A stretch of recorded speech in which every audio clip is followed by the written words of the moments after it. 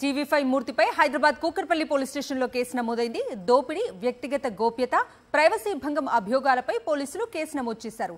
ఎఫ్ఐఆర్లో A1 గా Gautami Chowdary, A2 గా టీవీ5 మూర్తిని చేర్చారు. టీవీ5 మూర్తి గౌతమి చౌదరిపై చర్యలు తీసుకునేలా ఆదేశాలు జారీ చేయాలని హైకోర్టుకెళ్లారు ధర్మా మహేష్.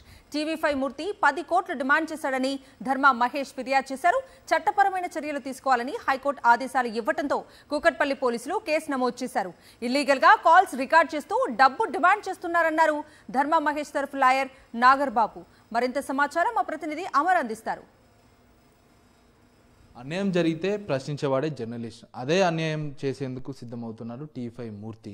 ఎందుకంటే ధర్మా మహేష్తో పాటు అతని సతీమణి ఇద్దరి మధ్య కొంత కుటుంబ వివాదం నడుస్తున్న క్రమంలోనే ఇద్దరి మధ్య డబ్బుల వ్యవహారం ముందుకు తీసుకొచ్చి ఫోన్ ట్యాపింగ్ చేస్తున్నారనే ఆరోపణలు టీవీ5 మూర్తి మీద రావడంతో దీనికి సంబంధించి సినీ నటుడైనటువంటి ధర్మా మహేష్ పోలీసులకు ఫిర్యాదు చేయడం జరిగింది. పోలీసులు పట్టించుకోకపోవడంతో కోర్టును కూడా ఆశ్రయించారు. అయితే కోర్టును ఆశ్రయించడం కోర్టు ఆదేశాల మేరకు కూకట్పల్లి పోలీసులు అయితే ప్రస్తుతం కేసు నమోదు చేసుకుని దర్యాప్తు చేస్తా ఉన్నారు. ధర్మా మహేష్ అడ్వకేట్ నాగర్బాబు ఉన్నారు, మాట్లాడే ప్రయత్నం చేద్దాం. సార్, ఏంటి సార్ అసలు ఫిర్యాదు పిటిషన్లో ఏం పేర్కొన్నారు? మొదట కూకట్పల్లి పోలీస్ స్టేషన్లో ఏం జరిగింది సార్? నెల రోజుల క్రితం almost 7th or 6th Kukatpally police స్టేషన్లో కంప్లైంట్ ఇవ్వడం జరిగింది. మా ఫోన్లు, CDRలు ఇల్లీగల్గా యాక్సెస్ చేస్తూ ఉన్నారు అండ్ కాల్ రికార్డింగ్స్ని టెలికాస్ట్ చేస్తూ భారతదేశంలో ఉన్న ప్రతి పౌరుడికి కూడా ఒక ఫండమెంటల్ రైట్ అనేది ఒకటి ఉంటుంది, ప్రైవసీ.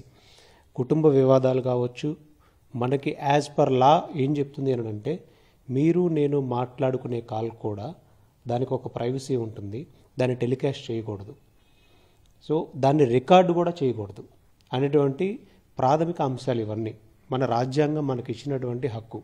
ఇప్పుడు దాన్ని కాలరాస్తూ కాకాణి బాబు గారు అండ్ ధర్మ మహేష్ గారు మాట్లాడుకున్నటువంటి కాల్ రికార్డింగ్ మీ దగ్గరికి ఎలా వచ్చింది అనే ఫండమెంటల్ క్వశ్చన్ ఇది. ఇప్పుడు పంపిస్తే కాకాణి బాబు గారు పంపించుండాలి. సో తండ్రి తనకి ఎగనిస్ట్గా ఉన్నటువంటి ఒక కాల్ రికార్డింగ్ని టీవీ5 మూర్తి గారి దగ్గరికి కానీ గౌతమి గారి దగ్గర కానీ పంపించే అవకాశం ఉందా? మీరు చెప్పండి, ఉందా? ఉండదు. సరే, కొడుకు తనకి ఎగనిస్ట్గా ఉన్నటువంటి ఒక ఆడియోని, తండ్రి కొడుకుల సంభాషణని టీవీ5 ఛానల్కి టెలికాస్ట్ చేయండి అని పంపించగలరా? లేరు. సో అలా ఇల్లీగల్గా ఎలా ఒబ్టైన్ చేస్తున్నారు మీరు కాల్ రికార్డింగ్స్ని? అండ్ మీడియా ముందుకు వచ్చి పబ్లిక్గా డబ్బులు ఇస్తే CDR డీటెయిల్స్ వచ్చేస్తాయి, నా దగ్గర కాల్ డేటా ఉంది, ఇంకొక మహిళకు సంబంధించిన కాల్ డేటా ఉంది, నేను డబ్బులు ఇస్తే ఎలా అయినా తెప్పించగలను అని అంటే గవర్నమెంట్ అధికారులకు మీరు డబ్బులు ఇచ్చి తెప్పిస్తున్నారా కాల్ డేటాలని? ఇదే పాయింట్ ఆఫ్ వ్యూ మీద మేము హైకోర్టుకి వెళ్ళడం జరిగింది. హైకోర్టు జస్టిస్ రావణ్ కుమార్ గారు ఆర్డర్ ఇవ్వడం జరిగింది. ప్రాథమిక ఎవిడెన్స్ ఏదైనా ఉంది అని అనుకున్నప్పుడు కేసు రిజిస్టర్ చేయండి అని, లేదా యాక్షన్ తీసుకోమని ఆర్డర్ ఇచ్చారు. బేస్డ్ ఆన్ ది ఆర్డర్ మాకు నోటీస్ సర్వ్ చేశారు. ఆ నోటీస్ సర్వ్ చేసినప్పుడు మా దగ్గర ఉన్నటువంటి evidences and ID proofs and rent agreements each and everything మేము ప్రతిదానికి ఆన్సర్ చేస్తూ రిప్లై ఇవ్వడం జరిగింది. మేము ఇచ్చిన ఎవిడెన్స్ని బేస్ చేసుకొని పర్టికులర్ సెక్షన్స్ ఏవైతే అప్లికబుల్ అవుతాయో యాజ్ పర్లా వాళ్ళు ప్రొసీడ్ అయ్యి FIR నమోదు చేశారు ఇద్దరి మీద. ఏ సెక్షన్ల కింద కేసు నమోదు చేశారు? కుక్కడపల్లి పోలీసుల నిర్లక్ష్యాన్ని ఒక న్యాయవాదిగా ఎలా చూస్తారు? నిర్లక్ష్యము అంటే ఇప్పుడు పోలీసుల నిర్లక్ష్యం అని మనం అనలేం. ఒక సాధారణ వ్యక్తి మీద కేసు రిజిస్టర్ చేయాలి అంటే చాలా ఈజీగా చేసేస్తారు.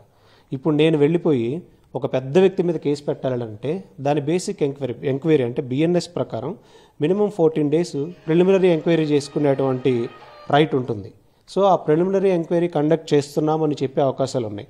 హైకోర్టుకు వచ్చినప్పుడు కూడా వాళ్ళు మేము పిటిషనర్ ఇంటికి వెళ్ళాము, ఆ సమయంలో అతను లేడు, ఒక లెటర్ రాంగ్గా మెన్షన్ చేయడం వల్ల అతను అందుబాటులో లేడు, మేము డెఫినెట్గా ఎవిడెన్స్ కానీ ఏదైనా ప్రొడ్యూస్ చేస్తే కేసు రిజిస్టర్ చేస్తామని వాళ్ళు ఆర్గ్యూ చేశారు.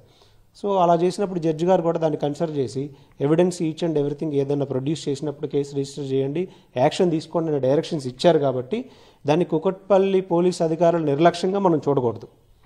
యాజ్ పర్లా వాళ్ళు ప్రొసీడ్ అయ్యారనే మనం చెప్పాలి. అంటే ఎవరెవరి మీద కేసు నమోదయ్యాయి? ఈ విషయంలో ఒక వ్యక్తికి భంగం కలుగుతుంది, ఆడియోలు కూడా బయట రిలీజ్ అయ్యాయి, ఆడియోల మీద కూడా మీకు చాలా అనుమానాలు ఉన్నాయి.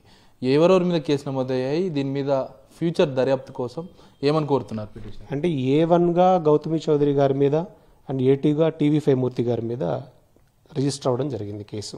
మొత్తంగా అడ్వకేట్ నాగర్బాబు చెప్తా ఉన్నారు, జరిగిన వివరాలకు సంబంధించి మొత్తం ఈ కుటుంబానికి సంబంధించిన ఎపిసోడ్లో పర్సనల్గా జరిగే విషయాలన్నీ కూడా కాల్ రికార్డ్ చేయడం, అది కూడా చట్ట విరుద్ధంగా సిడిఆర్ డాటా తీయడంతో పాటు కాల్ రికార్డ్స్ అన్ని కూడా ఒక ఎథికల్గా ఉన్నటువంటి జర్నలిస్ట్గా ఉండి ఇలాంటి ప్రసారం చేయడం కూడా చట్ట విరుద్ధం అంటూ, ఇదే కాకుండా డబ్బులు డిమాండ్ చేస్తారంటూ కూడా వాళ్ళ పిటిషనర్ చెప్పారంటూ కూడా అడ్వకేట్ చెప్తా ఉన్నారు. దీని మీద ప్రస్తుతానికి అంటే హైకోర్టుకి వెళ్ళడం, హైకోర్టులో ఆర్డర్ ఇవ్వడం, హైకోర్టు ఆర్డర్స్ ప్రకారం కూకట్పల్లి పోలీసులు కూడా ఇద్దరి మీద గౌతమితో పాటు ఇటు టీ5 మూర్తి మీద కూడా కేసు నమోదు చేసి దర్యాప్తు చేస్తున్నారని, దీనికి సంబంధించి సమగ్రంగా ఫోన్ ట్యాపింగ్ అనే వ్యవహారం ఒకవైపు తెలంగాణలో, ఒకవైపు హాట్ టాపిక్ మారిన నేపథ్యంలో అసలు ఎవరు సహకరిస్తున్నారు, టీ5 మూర్తి వెనకాల ఎవరున్నారనేది బయటపడాలనేది అయితే పిటిషనర్ తరపున అడ్వకేట్ కోరుతున్నారు, పిటిషనర్ కూడా కోరుతున్న పరిస్థితులు అయితే ఉన్నాయి. కెమెరా పర్సన్ కుశాల్, అమరేంద్ర రెడ్డి, సాక్షి టీవీ, కూకట్పల్లి నుండి.